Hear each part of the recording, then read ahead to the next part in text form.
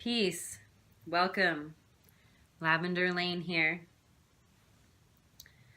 Today, talking about balancing sacred masculine and sacred feminine, and looking at the two as two sides to ourselves that actually exist within each of us, whether our gender, male, female, doesn't matter.